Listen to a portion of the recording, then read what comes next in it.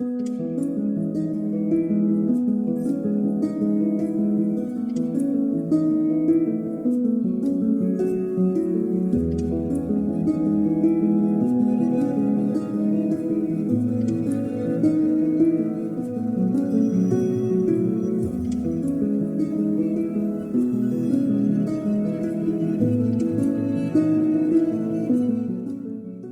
13th October 1917, one of 20th century's most amazing miracles took place in a small town in Portugal.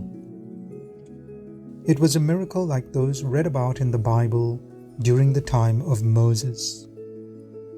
And this miracle was seen by a crowd estimated to be between 30,000 and 100,000 people, and was reported in the secular media of the time.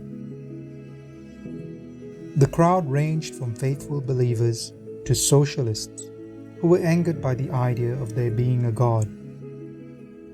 There are many accounts of what happened. This series will present a reading of the autobiography of Lucia, one of the 3 children who saw the visions of the Virgin Mary.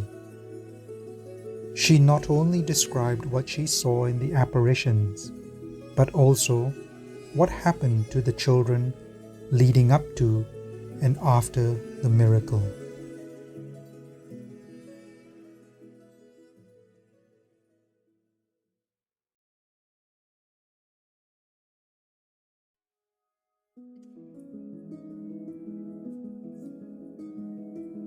High up on the slope in the Cova area, I was playing with Jacinta and Francesco at building a little stone wall around a clump of firs. Suddenly we saw what seemed to be a flash of lightning. "We'd better go home," I said to my cousins. "That's lightning. We may have a thunderstorm." "Yes, indeed," they answered. We began to go down the slope, hurrying the sheep along towards the road. We were more or less halfway down the slope and almost level with a large holm oak tree that stood there, when we saw another flash of lightning.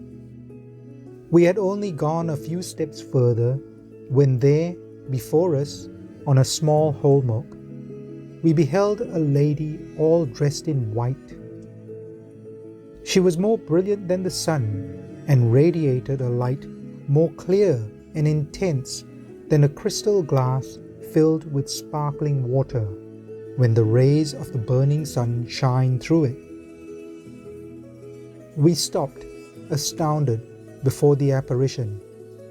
We were so close, just a few feet from her, that we were bathed in the light which surrounded her, or rather, which radiated from her.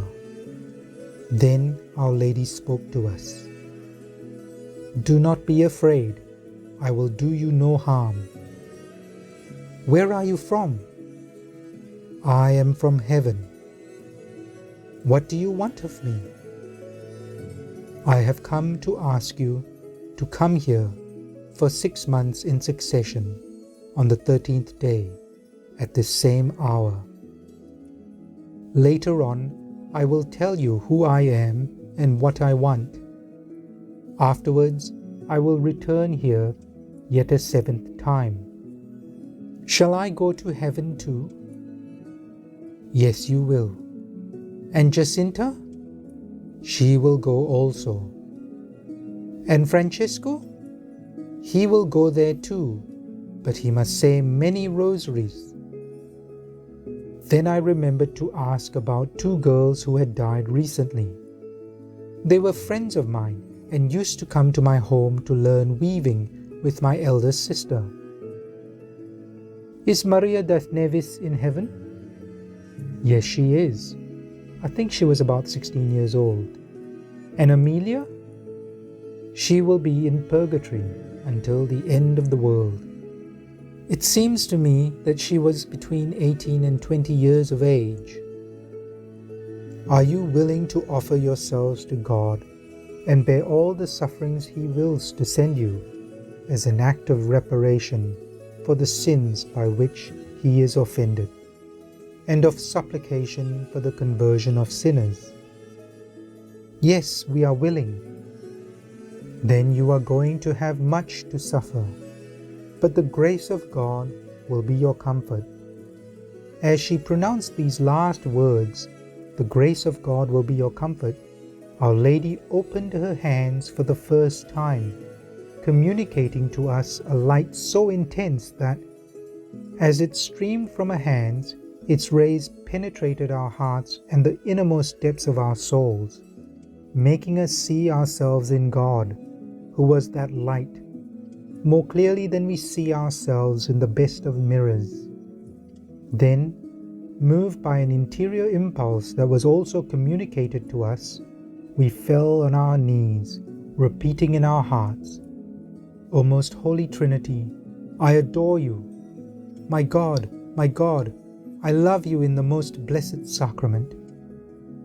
And after a few moments, Our Lady spoke again.